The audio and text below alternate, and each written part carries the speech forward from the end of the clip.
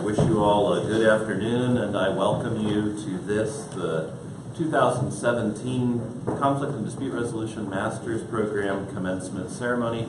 My name is Michael Moffett, and I'm a professor here at the law school, and I also have the honor of serving as Dean of the law school. And on behalf of the faculty, the staff, the students, the alums of this school, I welcome all of you, family, friends, staff, faculty, and of course graduates of the Conflict and Dispute Resolution Master's Program. Today is, as you know, because of whoever it is that you are here to celebrate, the culmination of at least 2 years, and for our concurrent degree students, 3 or 4 or more years of study. And I just want to lead off by saying that despite the best efforts of those of us who teach and work in this program, despite the best efforts of those who are students and colleagues and classmates in this program, graduate school can at times be a singularly lonely experience. No one gets through graduate school without the benefit of multi-generational wisdom from many directions, local and far.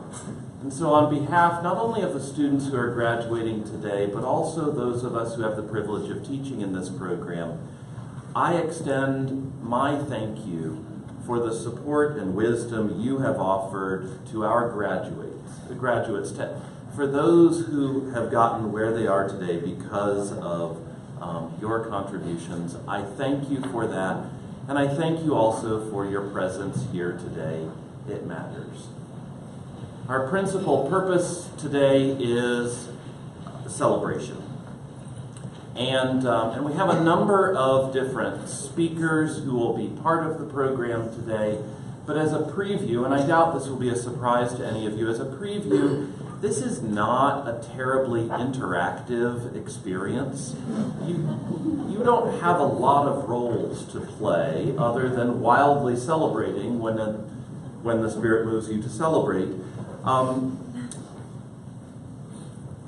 I want to extend one particular invitation.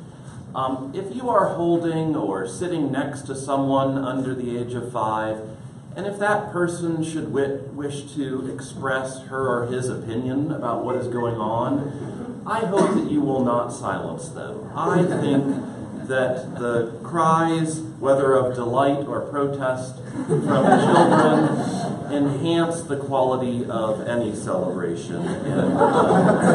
And we, at least in this program, value hearing their voices. All of those seated before you on either side of the podium have studied conflict for some years now. And now, speaking directly to the graduates, you have studied the risks and the opportunities associated with people having profound differences. Every one of you in green will have immediate and important opportunities to apply your skills in the world, in communities, in workplaces, in families. There is no shortage of places where differences provide an opportunity for impact. All of us in this program recognize that we have something important to say and something important to contribute on these matters of central concern for our world today, even while at the same time recognizing that ours is not the only important perspective. Many of our colleagues across this campus also today share in holding important pieces of the puzzle we have only begun collectively to study. We are privileged to be among those colleagues, privileged to be among each other as we continue our work in this field. The room is today filled with people who are here to celebrate you. Logistics and patience do not permit that everyone in the room be introduced. But I do want to take a minute to introduce those who are up here who are not receiving degrees today. members of what my script calls the platform party. This is a weak platform we've got. This is indeed a platform. Members over here, I'm going to introduce them and ask them to stand briefly so you can see who they are. Audience members over the age of 5, I would ask you to hold your applause until all have been introduced. Stuart Chin, Associate Professor and Associate Dean for Programs and Research. Erica Daly, Associate Dean for Finance and Operations. Eric Gervin, Associate Professor and Cres Faculty Co-Director. John English, Cres Program Director. Michael Mushno, Professor and Faculty Director of the Undergraduate Legal Studies Program. Bob Rockland, Pro Tem Professor in the Cres and Undergraduate Legal Studies Program. And Liz Tippett, Associate Professor and Cres Faculty Co-Director. To the faculty and staff in attendance today, and to those who are unable to attend, we thank all of you for the work you have done with our students. And I would ask all of you in the audience, whether you have specific reason, I'll ask you to trust me that the folks who just stood and sat back down helped the person you care about very much to get where she or he is today. And I would ask you to take a minute and join me in thanking these faculty members for their work.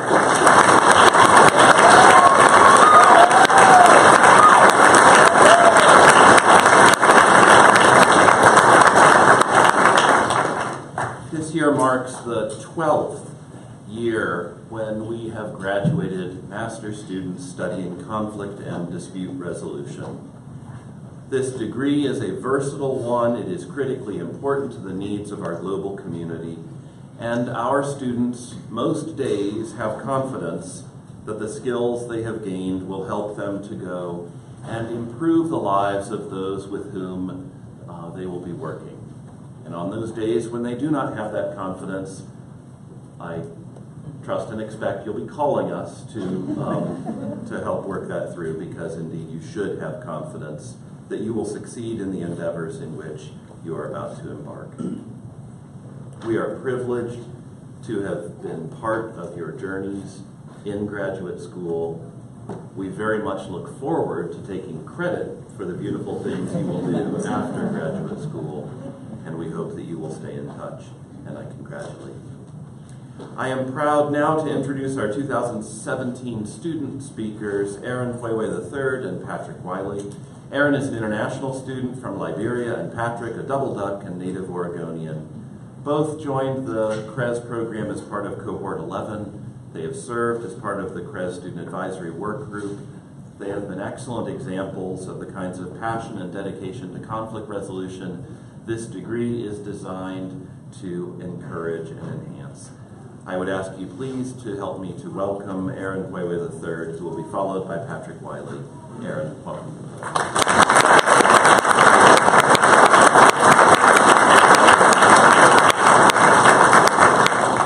Thank you. Dean Murphy, just before you take your seat, I will ask you to please remain standing. As those of you in the audience may or may not know, we are preparing to welcome a new dean, Dean Destiny Burke, in July. But before we do that, we would like to recognize Dean Murphy for his numerous contributions during his tenure as dean.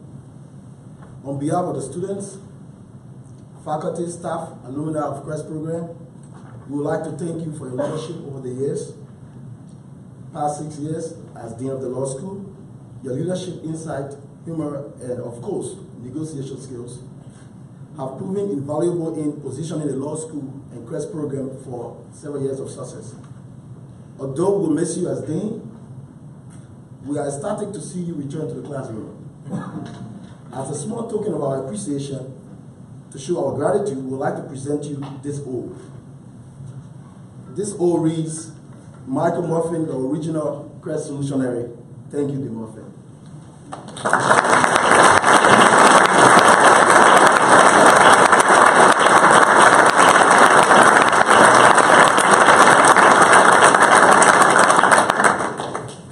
Thank you. Well, I guess this is my part.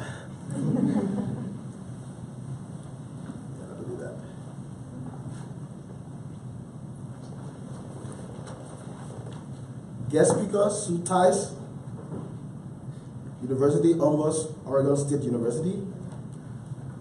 Michael Moffitt, Dean, University of Oregon School of Law, co-directors, faculty and alumni and staff of the Cres program, parents, family members, and relatives that have traveled far and wide to be here today to grace this occasion. Distinguished graduates, ladies and gentlemen. Firstly, let me recognize my mother-in-law who traveled all the way from Liberia.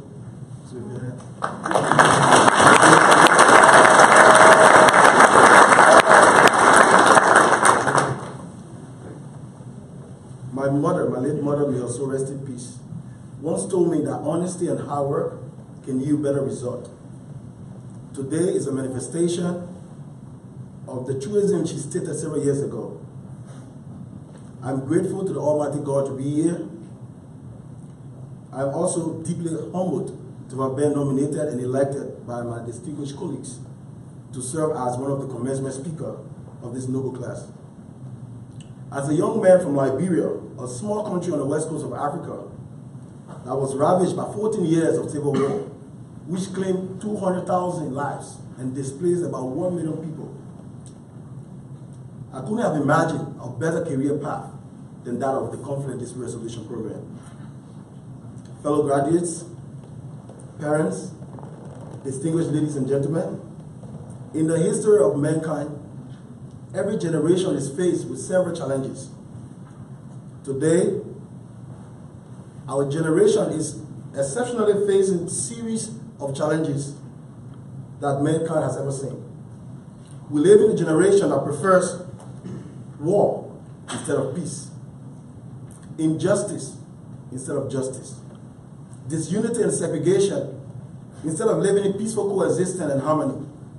Fellow graduates, sadly, we live in a generation that prefers to hate instead of love.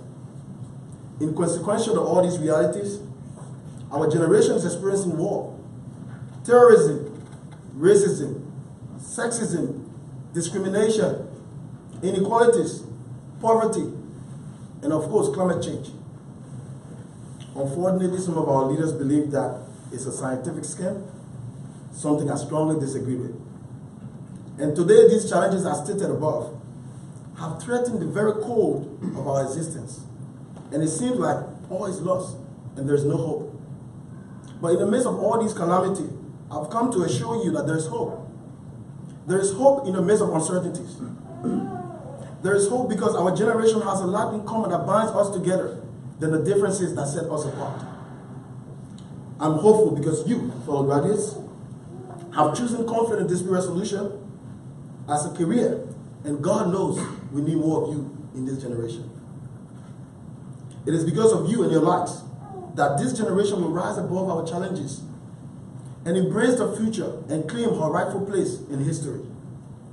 Now, make no mistake, it is not going to be easy. The road is going to be muddy and rough. At times, you might feel lonely. Other times, you might feel lost. But I urge you to gather the courage to be persistent. Remain courageous and bold in speaking out the truth and standing up for what is right. Change is never easy. In fact, change is always difficult. But with unity, commitment, and one voice, we will overall prevail.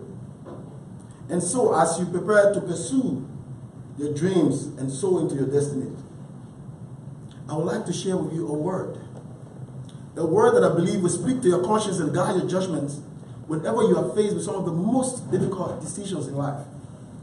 That word is anatidaphobia. Anatidaphobia is the fear that somewhere, somehow, a duck is watching you.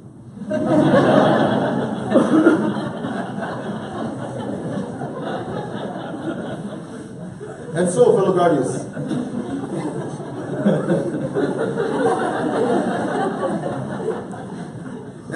fellow graduates, in whatever you do, wherever you go, let us always be aware that the University of Oregon, an institution that has given us so much, the ducks, is always watching us. God bless you. God bless our generation. Thank you.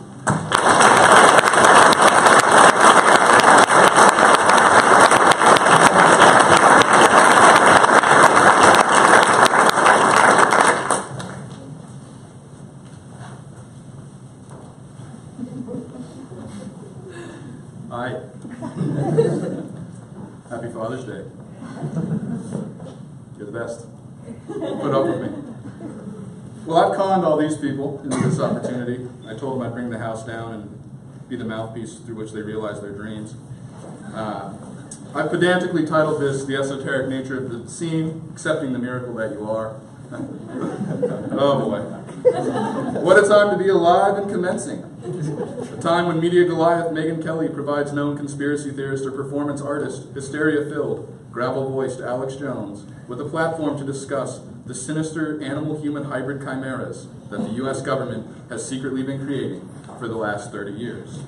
A time when formerly reputable sports news agency, ESPN, provides LeVar Ball with a platform to push a $495 shoe that by his own admittance is just stitching in glue to unsuspecting children. In an era when former basketball bad boy Dennis the Worm Rodman, yes, Dennis Rodman, is our best hope of understanding U.S. relations with North Korea. It is within this framework that I can think of no better time to study conflict and dispute resolution. Ad hominem joking aside, today is not a macabre reminder of the states of our realities. It is a celebration of an extraordinary imagination typically unrecognized in the media outlets that we voraciously consume. This experience has been nothing short of a miraculous impossibility. Some of us wrote theses, some of us completed final projects, and others chose a concentrated area of study to further career development. All of us laughed, some of us cried, most of us fought, one of us was harassed for regularly slouching in one's chair while speaking, and I think all of us had a heck of a time. Welcome, Mark. While these tasks often felt insurmountable, they alone are not the reason that this experience has been a miraculous impossibility. Instead, it is because of the difficult-to-fathom unlikelihood that a group of human beings from disparate locations spread across the entire globe, from different walks of life with dramatically different life experiences, all came to the same conclusion.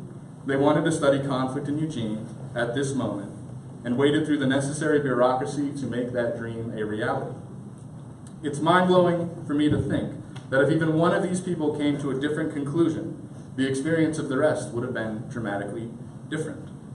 It's remarkable that in every given moment, whether we are aware of it or not, we are giving ourselves to others and in turn giving them permission to give themselves to us. It is through this type of unlikely symbiosis that we realize the full capacity of the shared human experience. We are an obscene species, and we are a miracle. This planet is a miracle. Consider for a moment that we are all standing or sitting, pirouetting through the space-time continuum, seat-belted to the surface of a floating rock by an invisible force that some random person theorized when an apple fell from a tree. An unlikely scenario that took place inside of an ever-expanding, not quite understood vacuum of a universe that is quite possibly only one of an infinite number of universes. It is within this particular framework I can think of nothing less likely to occur than the shared experience that we are creating right now because of the shared experience some of us just had. It is a miracle. Though we share and shared in these experiences, we also have our own, and I have no intention of speaking for all Cres graduates, but I will. I think the one thing that unites us all is our understanding of the importance of recognizing one another's humanity, which is something I admittedly struggle with. But when I acknowledge my own obscenities and recognize that despite them I am still a miracle, as evidenced by the universe, it helps me do the same with others. Maybe you have bouts of mean-spiritedness. Maybe you're arrogant and filled with a delusional sense of grandeur. That's the start of my autobiography. Maybe you're certainly still a miracle. It is my hope that everyone here today realizes the miracle that they are, because in doing so, they allow others to witness that miracle and subsequently help them accept the miracle that they are. When through this unlikely symbiosis responsible for our shared experience, we realize the full extent of the miracles that we are, despite our obscenities, we will change the human condition, whatever our views of the human condition are.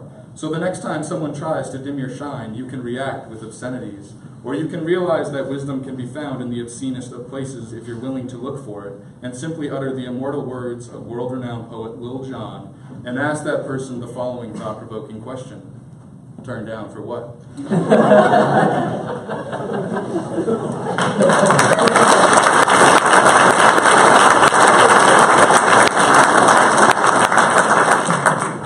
I'm pleased to introduce our commencement speaker, Sue Tice.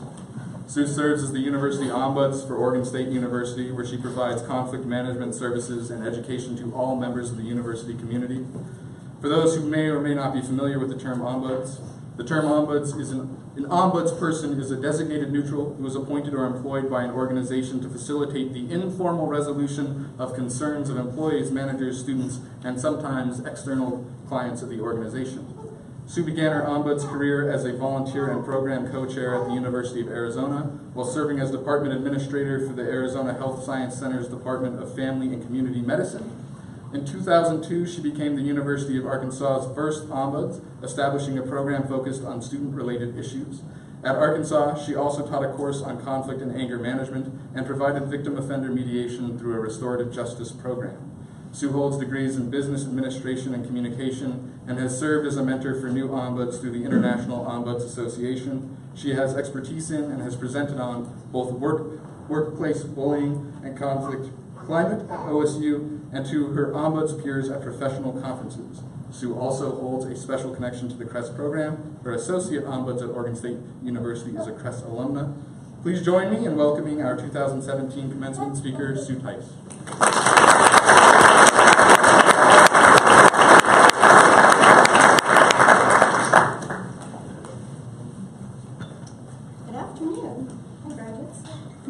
Graduate family and friends. First I want to thank the faculty and staff for allowing me to come speak to my new colleagues and my peers to be. I'm really excited about that, and it's my privilege and pleasure to meet all of you. I've given a lot of thought as to what I should say that you might find meaningful during our time together. First I turned to two women. One's my daughter, who's a successful manager at Amazon, thinking she'd have something brilliant to say. And she just gave me some sage advice and said, don't be too boring, which after the last two speakers, I'm a little worried. That's going to be okay. The other one is my associate ombud, who is a Cres graduate, and she's an amazing and accomplished ombudsperson. She suggested that my message should be one of hope, one that reminds you that with whatever field you choose, your conflict management skills will apply, and you will have opportunities to use your degree and make a difference. So with that in mind, my goals are to not be too boring, to share a message of hope, and most importantly, remind you that the work you'll be doing is both meaningful and rewarding. I've spent more than 20 of my 30 years in higher ed listening to people's concerns, helping them work through adversity. And now it's my turn to share a few stories with you. I hope you'll see the impact you can have on people's lives and just how meaningful this work is. Like anybody who becomes a conflict management professional, I worked in another career first. As department administrator, I found myself spending most of my time trying to manage conflict between employees and fighting for improvement of our processes within my university. It was then that I completed a professional degree in a professional course in mediation, began to broaden my knowledge of conflict management, volunteered as an ombudsman, and found my vocation. Whether you're mediating, ombudsing, or actively listening in any conflict management role, it's not the cases or interactions that you thought went well. It's the ones that the visitors that met with you thought went well that matter. And the impact on the lives of those you serve and the environment they work, learn, and live in. Success isn't measured by reaching settlement. It's measured by the impact you have on your visitors. I accepted my first case as a volunteer ombudsperson at the University of Arizona. I was a little nervous, I confess, not because I wasn't skilled and prepared, I was, but I was really concerned about if my visitors thought that I would truly be helpful. So then I learned my first lesson, the power of listening, from a colleague, and she told me a story about Harry and his first case. Harry was in his office one day, and a student walked in and said, you know, I've heard you're an ombudsman and that you work with conflict management, and I've got a problem going on in the lab. And he's like, oh, what are your concerns? He says, well, the other students there were fighting all the time, we can't get along, and Harry says, well, that's great, you can come on in, you can listen to everyone's concerns. The student said, great, he walks out into the hall and he brings everybody in. So now there's about 6 people in the room, and they're paired off, talking to each other, arguing, but they're not speaking a language that Harry actually understands. They're speaking a different language. And so he's sitting there watching them and listening to them. And every now and then they would look over to see, what he thinks. He just sort of nod his head and, kind of confirm that he was listening. And then after about 20 minutes of this, and him having absolutely no idea what's going on, the first student comes back over and says, thank you, you solved our problem, and we really appreciate the time. I wish I could tell you all cases were that easy, but not. But never underestimate the power of simply being approachable, engaged in the process, and actively listening. Kindness matters. Sometimes good people do bad things. You will hear a lot of bad things when people trust you with their stories. You may hear stories that challenge you personally.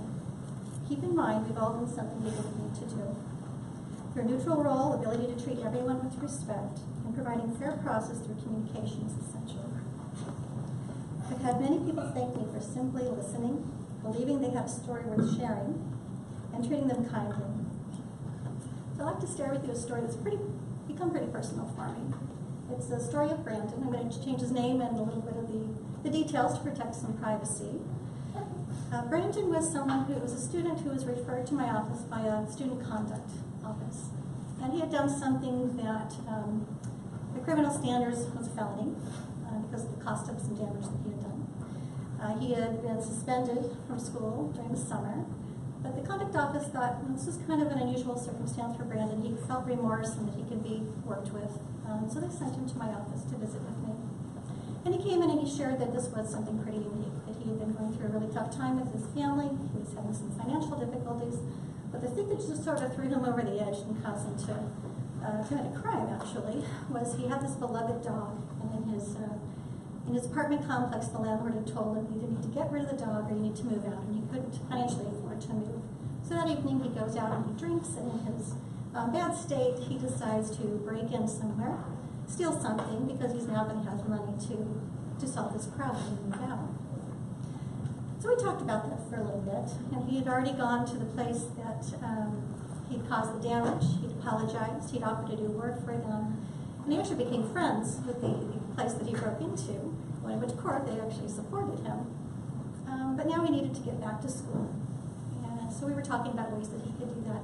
And during the discussion, he talked about the dog so deeply. I said, do you have a picture of the dog? Can I see that? And he said, sure. And he stood up, he started to unbutton his shirt. And I thought, oh, wait, what's going on? And he said, no, it's a tattoo. I have a tattoo of this dog on my chest, but it's not a bad place. Don't worry. I'm closing the blinds, hoping nobody will be walking by. Sure enough, he had this beautiful tattoo of this dog on his chest and shoulder. Anyway, we finished up our conversation. It was a very memorable visit for me. About 2 months later, I got a call from the Dean of Students office. And they said, we wanted to call you personally because we knew that you'd worked with Brandon. This was just before the fall semester was going to start. So unfortunately, there was an accident, and Brandon didn't make it, and his father was with him. He was very distraught.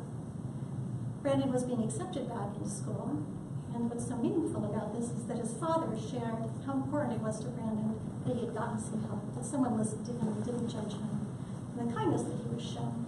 And this meant so much to the father of the entire situation. I could tell you a lot of stories about group conflict that I've worked through. I could tell you lots of workplace bullying cases I've worked through, and I think are quite as meaningful as this one to me. So I'm sorry to share a sad story on such a celebratory and happy day. However, it's the most important story to share.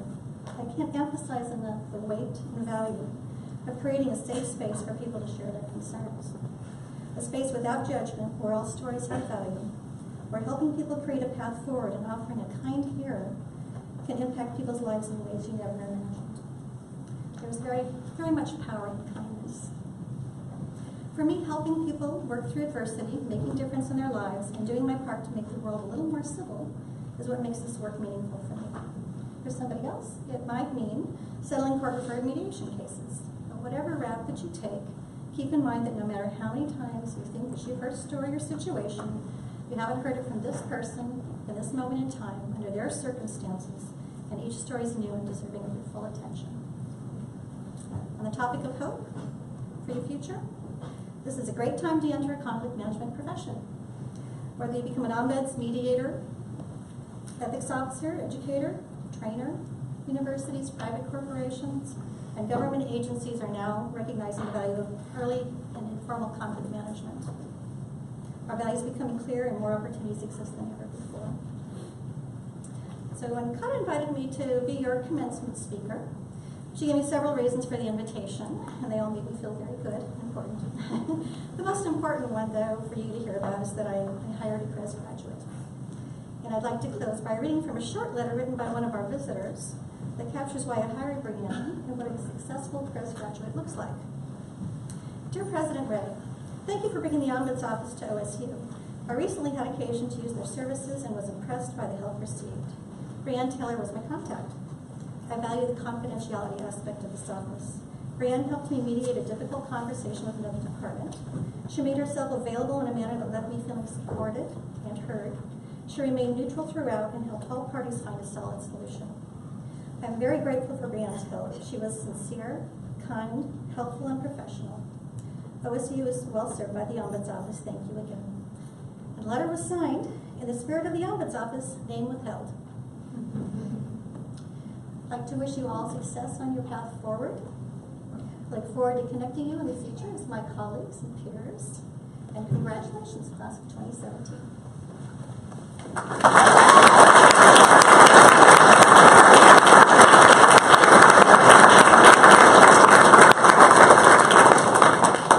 Thank you, Sue. We really appreciate you being here. Good afternoon, everyone. Thank you for coming. My name is John English. I'm the Cres Program Director. During the next part of the ceremony, I'll be joined by Cres faculty co-directors, Professors Eric Irvin and Elizabeth Tippett, to present the Conflict and Dispute Resolution Master's Program Class of 2017. We will present each candidate and read a short outline of some of the students' achievements in the program. Candidates, when you hear your name, please leave your seat and stand here next to the podium. Each candidate will receive a diploma cover. And in addition, the Cres program would like to present you each with a parting gift. And we have an embossed Cres Padfolio for you, which you'll receive at the door.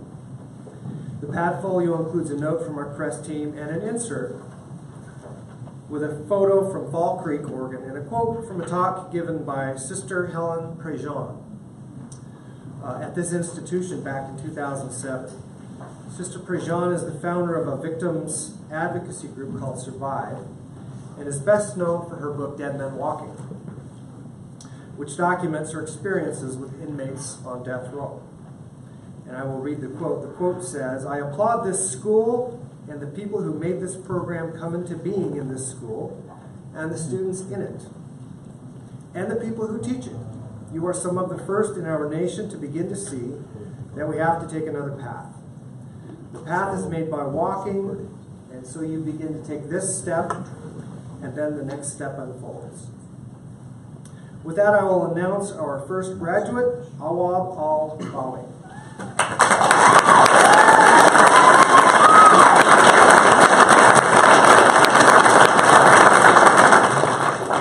Awab is a leader, an advocate, and dialogue facilitator. He has worked tirelessly since arriving at the UO, where he earned an undergraduate degree in international studies to help people understand one another and their cultures. Through the UO International Cultural Service Program, Awab, who is originally from Iraq, shared his experiences with the political, religious, and social conflicts of his region with the UO and greater Eugene community. He also helped to establish the first UO study abroad program in Iraq. Awab now serves as president of the Arab Student Union, which was, along with the Muslim Student Association and the Oregon Hillel Foundation, recognized with the UO Martin Luther King Jr. Award. The award celebrates the group's efforts to spark change and help bring about Dr. King's vision of a more just and tolerant community through the Menzil Midrash Conflict Series. This Jewish-Muslim dialogue program formed Awab's terminal project. This project brings together Jewish and Muslim faith groups and provides a space for its members to discover commonalities and respectfully discuss their differences. Awab continued to build upon his terminal project through his internship with Oregon Hillel, where, in addition to other projects, he designed best practices to help other institutions to implement similar dialogue programs. Awab also interned with Lane County Youth Services and gained experience mentoring youth. After graduation, Awab plans to gain more experience locally and then pursue international work. Congratulations, Awab. Thank you.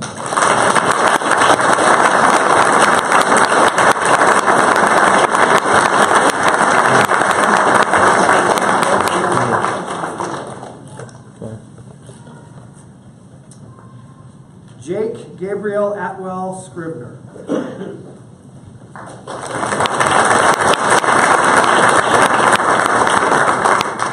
Jake's journey through graduate school has been anything but traditional and is bookended in green and yellow.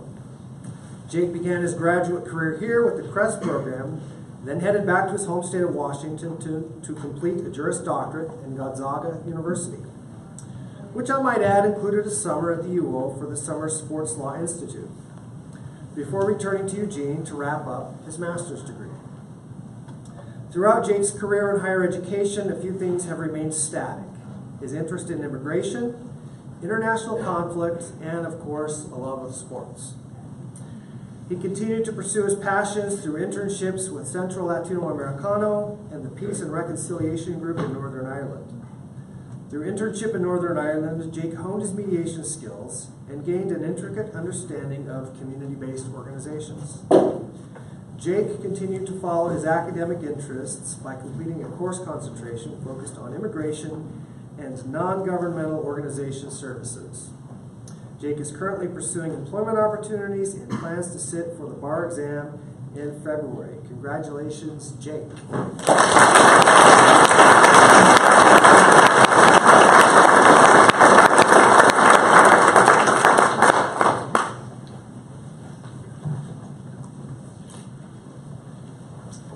Alex Parker Bidwell.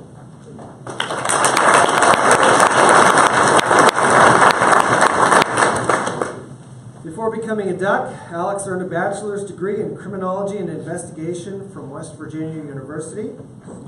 He came to the Cres program with a clear vision to work with police departments with an eye towards de-escalation and nonviolent resolution.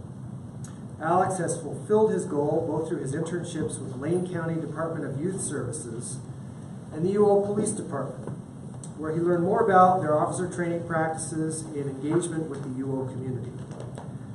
Alex continued to engage with this topic through his terminal project entitled Black and Blue: How the Cincinnati Collaborative Agreement Addressed Police Community Relations and Social Trust with the African American Community. For his project, Alex traveled to Ohio to conduct interviews with stakeholders and turned this into a podcast. This podcast is available through a variety of sources, including iTunes, SoundCloud, and it's also located on our Cres Facebook page. After graduation, Alex plans to first catch up on some sleep and then find a job that will allow him to help make a difference and bring about meaningful change in the world, which we know he will do. Congratulations, Alex.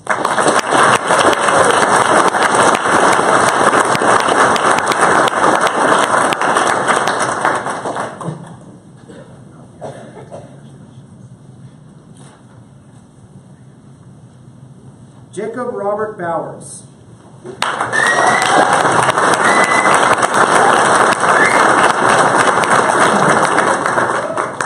Jake's engagement with conflict resolution began early, in middle school to be exact, when he volunteered for 3 years as a conflict manager.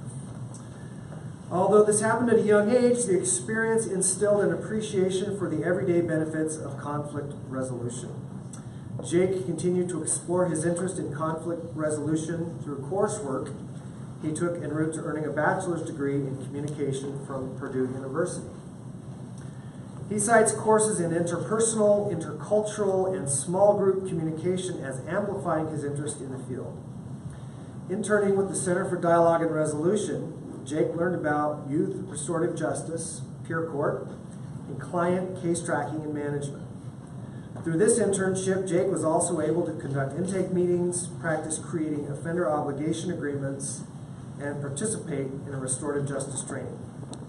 He also gained the opportunity to deploy his conflict resolution skills while working in the UO Conflict Resolution Services office.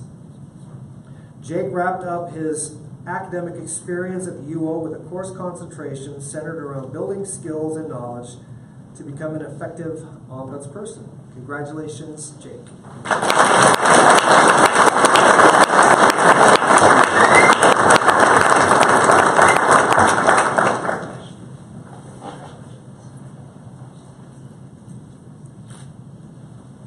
Heather Ellen Edge.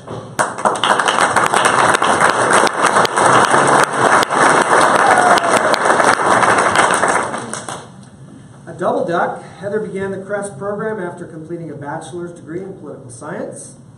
Prior to starting the program, Heather had already completed an internship and was volunteering with a community dispute resolution center. And these experiences confirmed that she wanted to pursue a profession in the field of conflict resolution. Interning with the Center for Dialogue and Resolution, Heather obtained hands-on experience working in the Teen Peer Court and Restorative Justice program. Heather continues to follow her interest in restorative justice with her final project, where she is focused on restorative practices in domestic violence cases. One memory Heather wanted to share was meeting two of her cohort 11 colleagues, Keaton and Mason, at the Cres 10th anniversary dinner. During that initial interaction, Mason asked Dean Moffat, "Is it hard to be dean of a law school?" In that moment, Heather knew that this was going to be, in her words, the best graduate cohort ever. Heather is currently collaborating with local agencies and applying for grants to make her dream of wraparound services for victims of domestic violence a reality.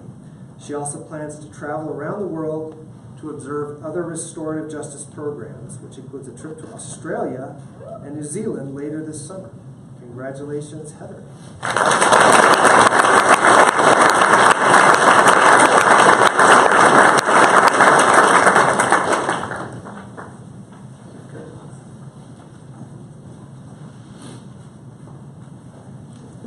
Andrew Eck.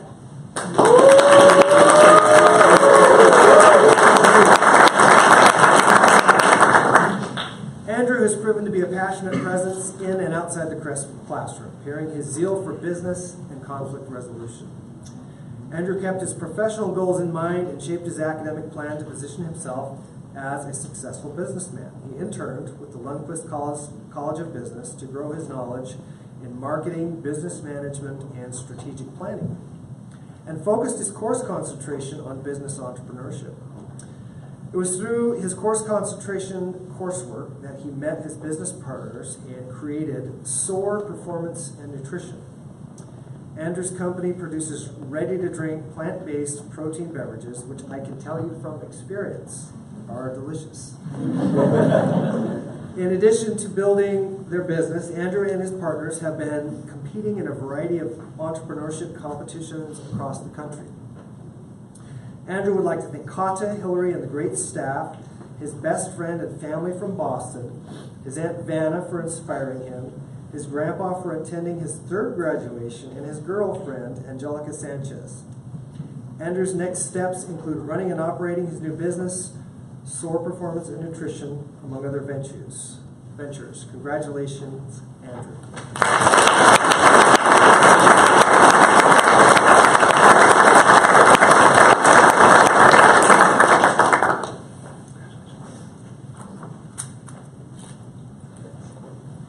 David Eric Flowers.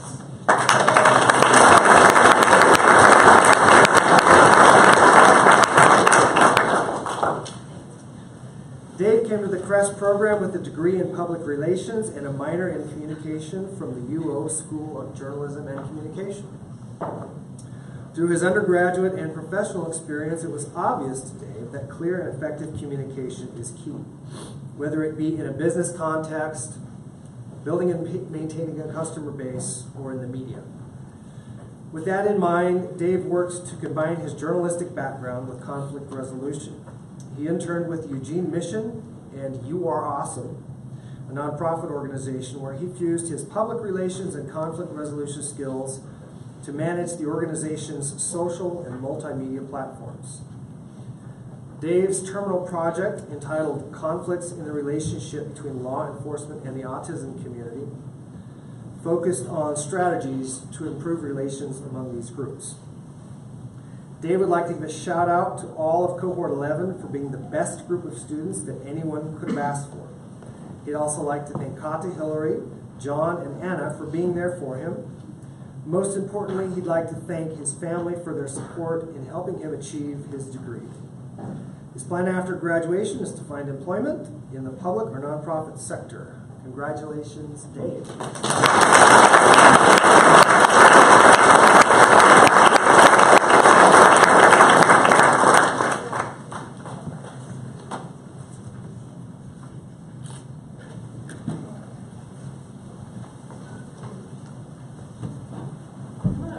next graduate is Bryn Goldberg.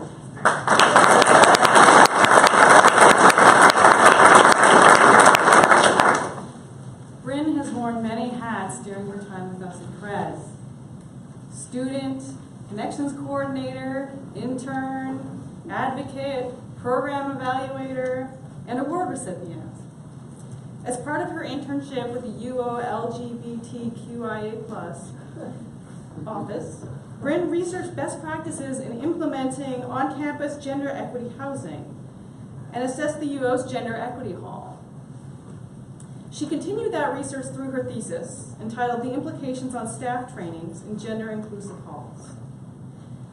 Bryn also interned with the Oregon Office for Community Dispute Resolution and served on the Cres Student Advisory Work Group and Oregon Law's Committee on Community and Inclusion. Bryn was celebrated with the 2017 Cres Pillar of the Community Award, which recognized her outstanding contributions, engagement, and leadership at the School of Law. Bryn would like to thank her parents and girlfriend for being her biggest supporters over the past 2 years. She also wants to thank Cohort 11 for being the best group, these are her words, by the way, for being the best group of people to go through the program from dreaded classes to trips to McMinimans. Her experience has been shaped by the relationships made in the cohort. She'd also like to give a special shout out to Kata for being the best mentor and voice of reason during times of doubt, and for always having candy. After graduation, Bryn plans to enjoy a family vacation, followed by working in student affairs in the university. Congratulations, Bryn.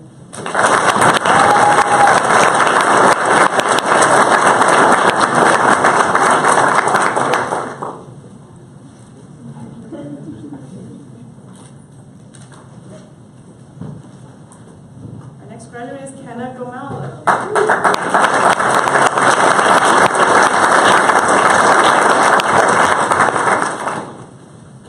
Double duck and a concurrent degree student in international studies, and he has been an extraordinary leader and advocate in our community.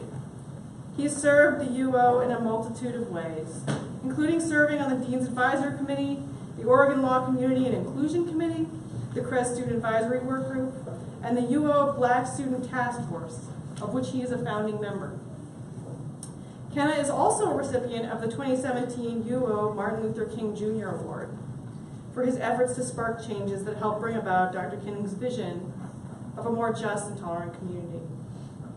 This theme of leadership and advocacy continued through Kenna's internship with Camp Odyssey, the UO Office of Equity and Inclusion, and the Rotary Youth Leadership Camp, as well as his thesis, Affirming Actions, Fallacy of American Pre- and Post-Racial Society, a Policy Analysis and Critique of the United States Supreme Court's Effect on Black Student Access to Higher Education. Kenna would like to thank his family for all of their support. In particular, he would like to thank and dedicate this degree to his father and mother. Because of their hard work and continued inspiration, Kenna is the first person in his family to earn a master's degree. Kenna plans to continue in academics by pursuing a PhD in philosophy. If you're attending the UO commencement ceremony tomorrow, you'll recognize Kenna as one of the student speakers. Congratulations, Kenna.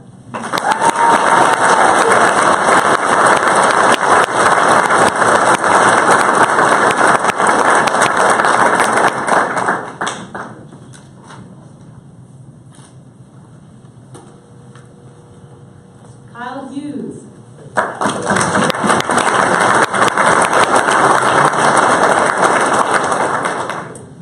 Apparently Kyle has a penchant for birds when it comes to education.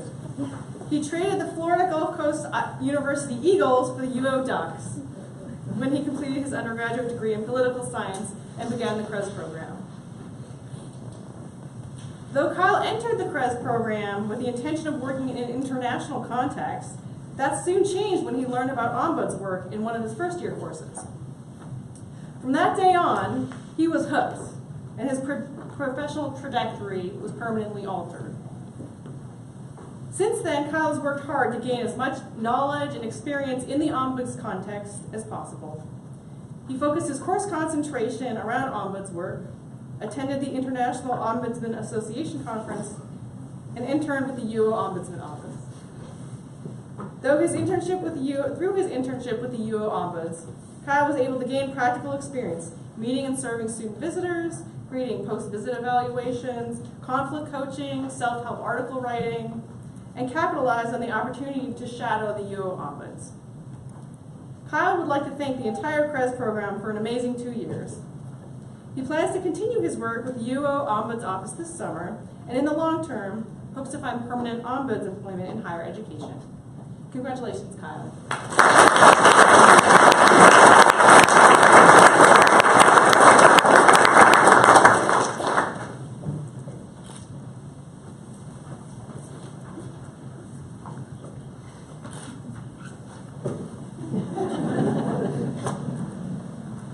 Keaton Kell.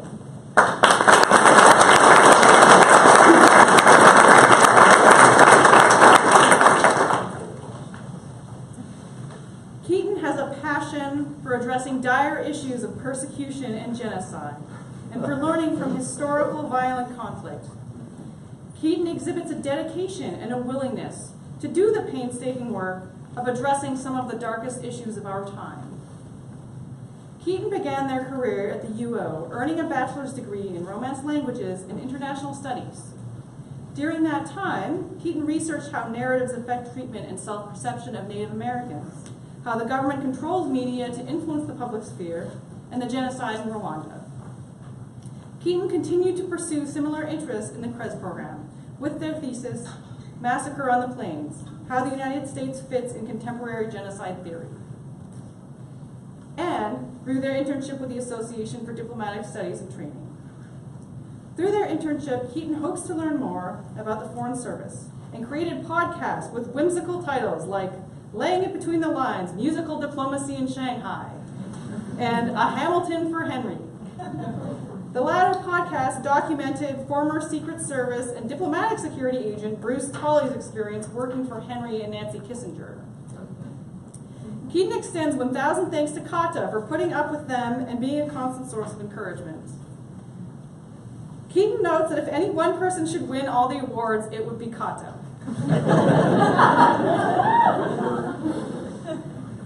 Following graduation, Keaton plans to find work abroad, preferably working with refugees in diplomacy or mass violence prevention, and not in English. Congratulations, Keaton.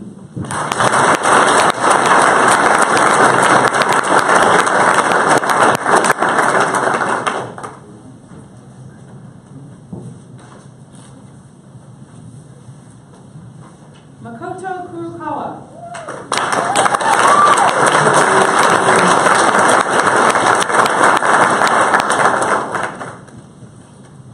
Makoto is a trailblazer, community builder, and master of time management.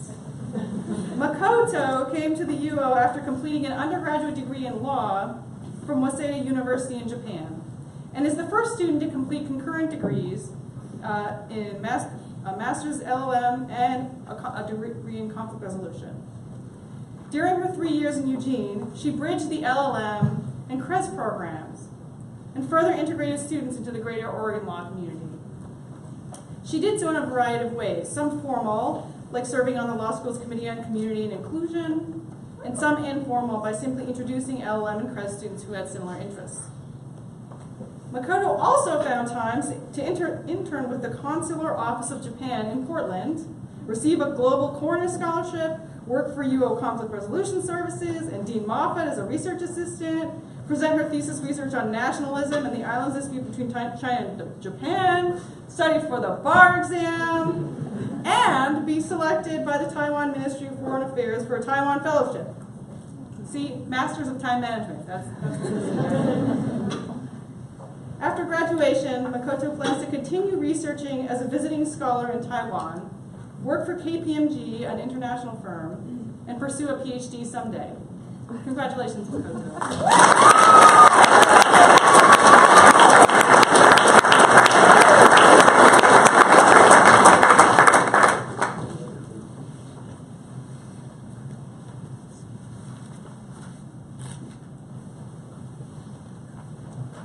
Jenna Lynn Leda.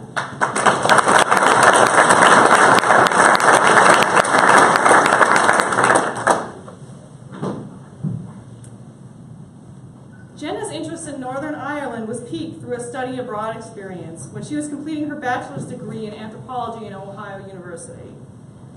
Since then, Jenna has structured much of her academics around Northern Ireland.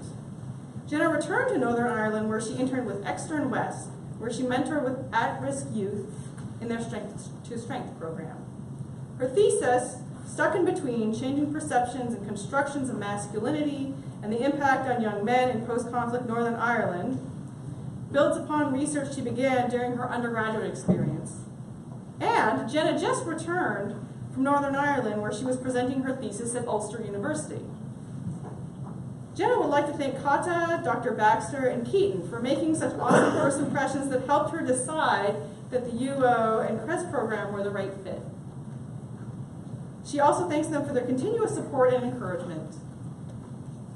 Jenna would also like to thank her parents, as well as friends near and far, for their love and constant push to stay motivated and not settle. After graduation, Jenna would like to work in the international nonprofit sector and will be seeking job opportunities in the DC area. She's interested in a career as a research analyst, with a focus on program development and evaluation of gender and youth-related issues in transnational and post-conflict societies. Jenna plans to continue to travel the world and help people build and sustain peace in their communities after conflict, creating a transformed society for future generations. Congratulations, Jenna.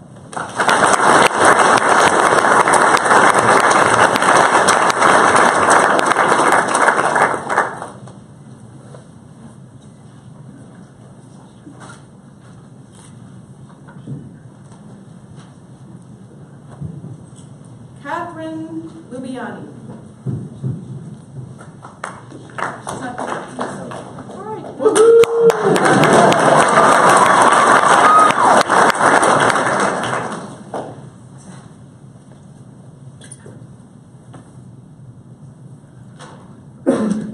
Okay, here's Professor Gervin.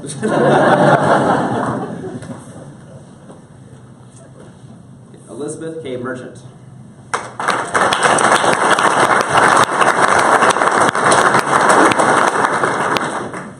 As she stated in her application of the Cres program, Elizabeth is a daughter of a mediator and a provider of legal counsel.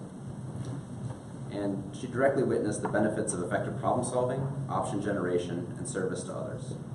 This early appreciation of conflict resolution skills continued through Elizabeth's undergraduate career at the University of Oregon, where she earned a degree in ethnic studies and continued to show a keen interest in finding solutions to social ills.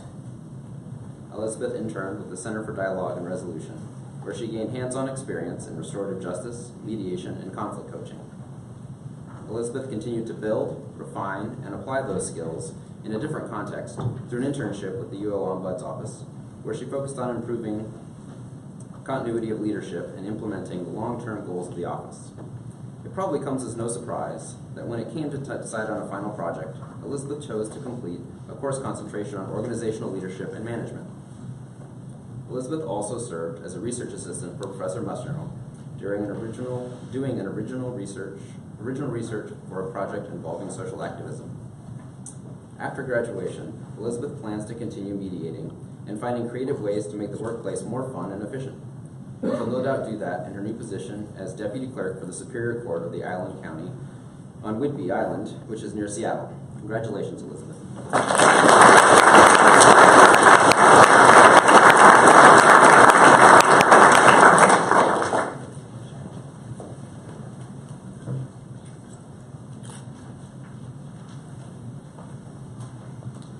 Erin Elizabeth McNamara Moreland.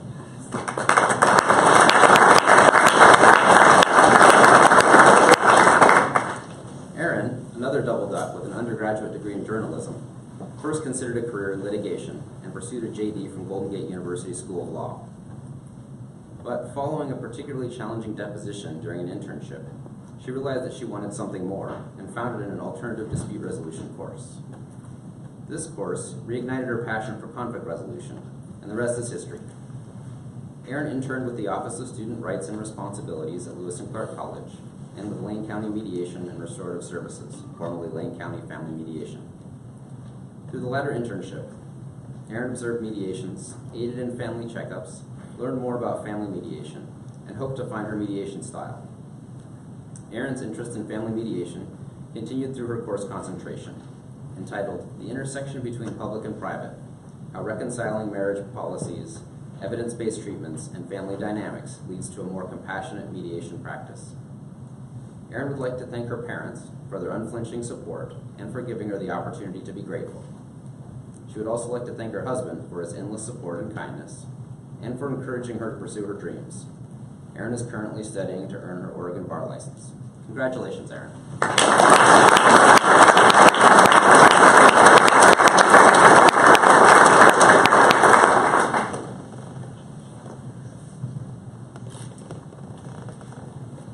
James Marty Shanahan.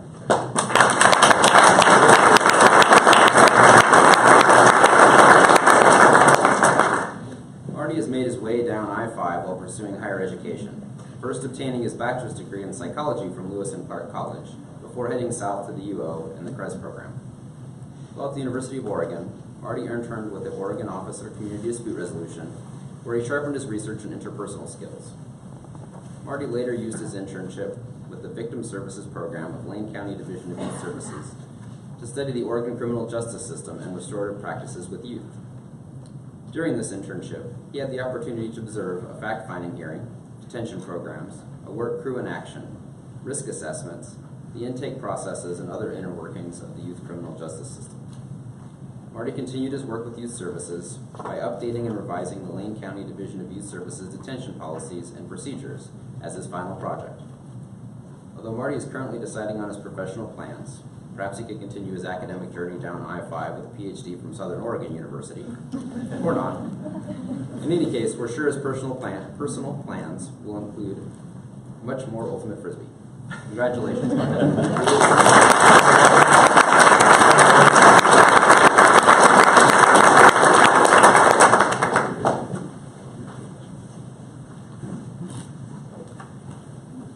Anastasia Strader.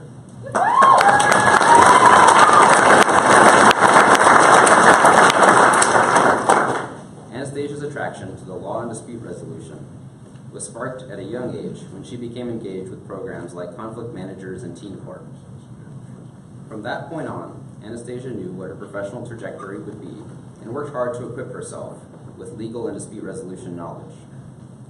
First, as an undergraduate at the University of Oregon, where she worked as a research assistant, researching patent litigation, and then through her graduate education as a concurrent JD Cres student, which earns her the title of Triple Duck. Anastasia utilized these complementary skill sets during her internship with the Oregon Tax Court and the Six Rivers Dispute Resolution Center. It is from her internship at the Six Rivers Dispute Resolution Center that Anastasia's terminal project sprung. Her terminal project included creating an agricultural coexistence mediation manual for mediators of farmer-to-farmer disputes, specifically in relation to cross-contamination between genetically engineered crops and non-genetically engineered crops. Through her manual, Anastasia enabled mediators to gain a basic understanding of coexistence, genetically engineered science, best management practices, and the legal implications set forth in Oregon's agricultural laws. The manual Anastasia created is currently in use by the Six Rivers Dispute Resolution Center. Congratulations, Anastasia.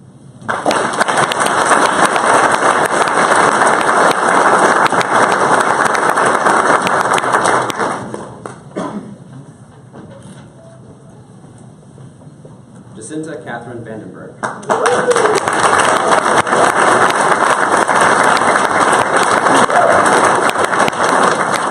Jacinta holds many identities, a few of which include that she is Australian, a double duck, a basketball player, and a graduate student. As a graduate student, Jacinta's keen interest in working with youth, leadership, and the justice system, restorative justice, communication, and general interest in making a positive impact on our community have directed her internship and final project decisions.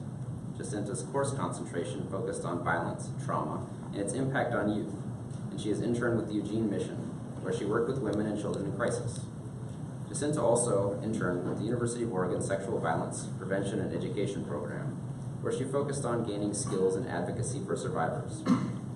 In her personal statement, Jacinta highlights how conflict resolution skills could be utilized in the setting of athletics and to build leadership. She no doubt proved that to be true when applying her new skills on the court with the University of Oregon women's basketball team, who made it to the Elite Eight this year. Jacinta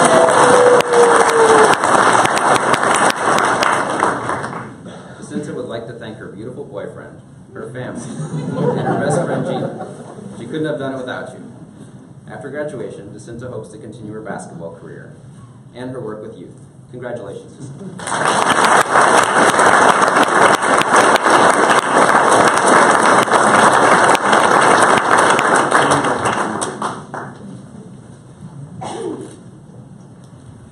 Dawoodi Wani.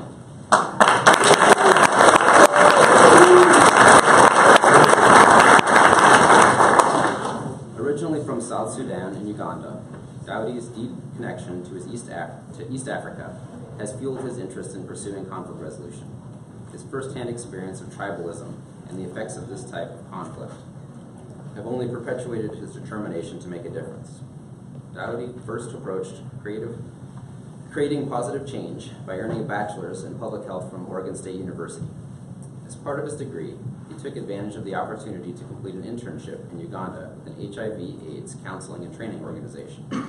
This experience, and another trip to South Sudan, was eye-opening for him, and further pushed him to continue his education. He traded in the beavers for the ducks, and changed his approach to conflict resolution. Recognizing the value of nonprofits, Dawoodi chose to focus on nonprofit management and managing conflicts in organizations for his course concentration. Dawoodi's course concentration tees perfectly into his post-graduation plan to work with a nonprofit organization tailored to helping refugees and youth affected by conflict. Dawoodi would like to thank God, his family, friends, the Cres staff, and Cohort 11 for the love and support through this journey. Congratulations, Dawoodi.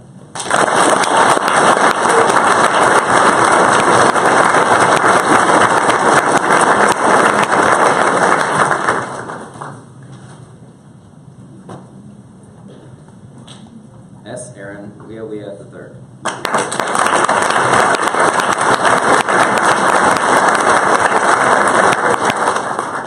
Coming from a background in youth mentorship and nonprofit work, Aaron's passion for his studies and work in the home country of Liberia is well known to the Cres community. His work ethic, zeal to learn, and love of his country have fueled his work in the program and pushed him to also pursue a certificate in nonprofit management. During his time at the University of Oregon, Aaron received a coveted Global Corners Scholarship, served on the Cres Student Advisory Work Group, and worked for the University of Oregon Conflict Resolution Services. Aaron returned to Liberia to intern with Search for Common Ground, where he worked with a regional justice and security hub to increase accessibility to security, immigration, human rights, and police services to rural communities. Aaron's thesis, entitled How Social Dominance Theory Might Contribute to Our Understanding of the Liberian Civil War, 1989 to 2003, showcased his knowledge and passion for understanding the outcomes of the Liberian Civil War. Aaron is grateful to have embarked on and completed this journey with his cohort, and now that he has accomplished this step of his journey, he's considering pursuing a PhD in psychology. Congratulations, Aaron.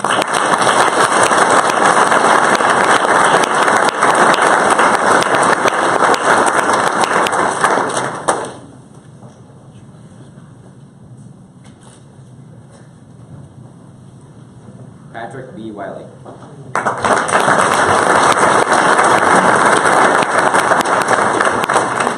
Patrick, a double duck with degrees in religious studies and planning, public policy, and management, came to the Cres program with an extensive background in the environmental and wilderness context. He led and facilitated groups and taught traditional skills such as wilderness survival, wildlife tracking, and herbalism.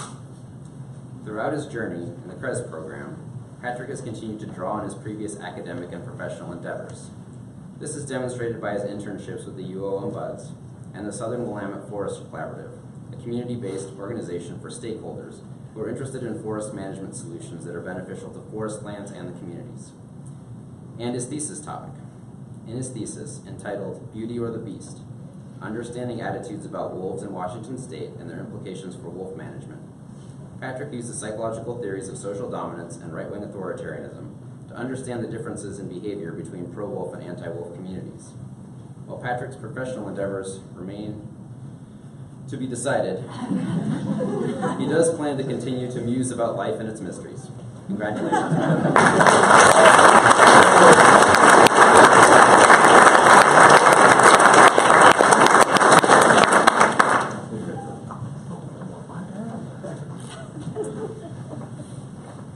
Jazia Clements.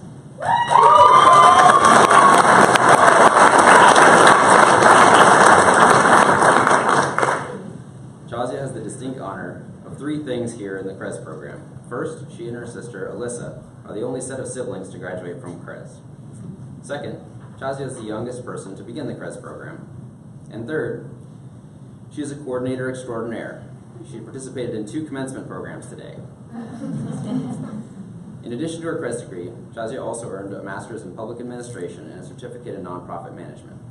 Chazia's interest in conflict resolution was awakened during her time at the Oregon Institute of Technology, where she studied communication. She continued to work in Southern Oregon through her internship with the Resolve Center for Dispute Resolution and Restorative Justice. Chazia also interned with the Northwest Youth Corps, where she had the opportunity to work with young people and gain a better understanding of nonprofit work.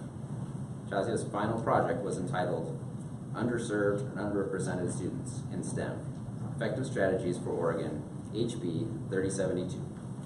Chazia would like to give a shout out to her sister Alyssa, who's now a successful goat herder in Klamath Falls, Oregon. In a few days, Chazia plans to jump into Crater Lake to celebrate the successful completion of 2 master's degrees and her 21st birthday. Happy birthday and congratulations, Chazia.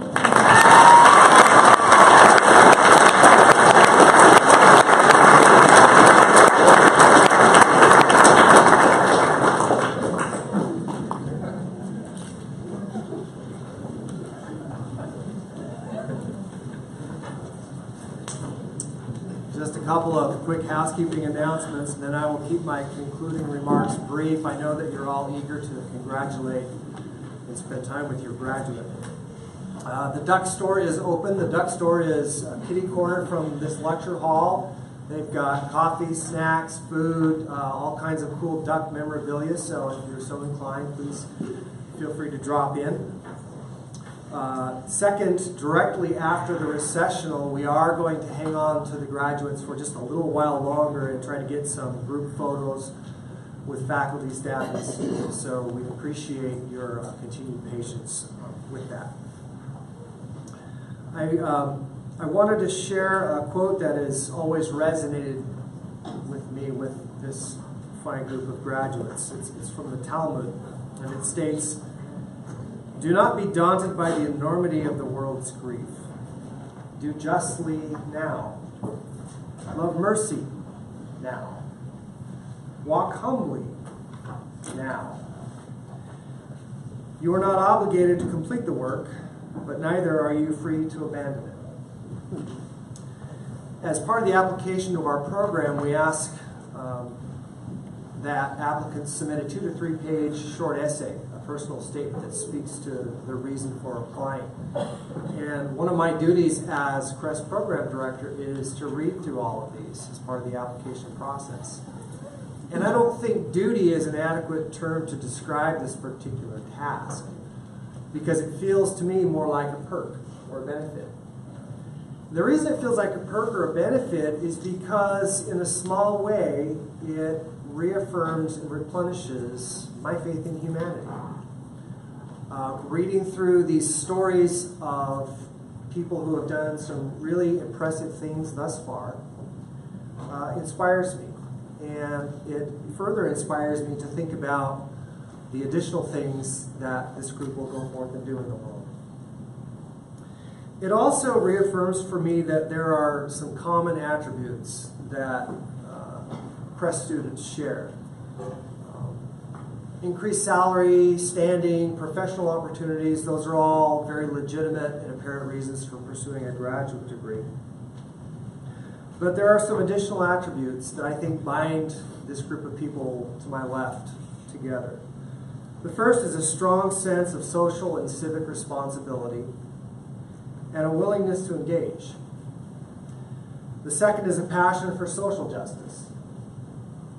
And the third is simply a desire to make the world a better place. The spring term, I had the opportunity to sit in on many of your oral defenses. And I found myself genuinely curious to go back and read or reread the personal statements that you all wrote when applying to this program. And it was uplifting to see how you have all used this program to further yourselves, both professionally and personally. Some of you will move forward from here and work in the nonprofit sector. Others will work in local, state, or federal government positions. Some will work in an international context. Some of you will work in the private sector. Others will start your own businesses, consulting firms, or develop other organizations or projects. But the common thread that will keep you bound together is the very thread that brought you here together in the first place. And that is an authentic commitment to make the world a better place through productive engagement with conflict. In closing, I'd like to leave you with a quote from Dr. Martin Luther King Jr. He once said, "The hope of a secure and livable world lies with disciplined nonconformists." Disciplined nonconformists who are dedicated to justice, peace, and brotherhood. I thank you all, students, graduates, for your inspiration and wish you the very best as you move forward in the world as disciplined nonconformists. I have no doubt that you will, both individually and collectively, make the world a better place. Thank you, and thank you all for coming.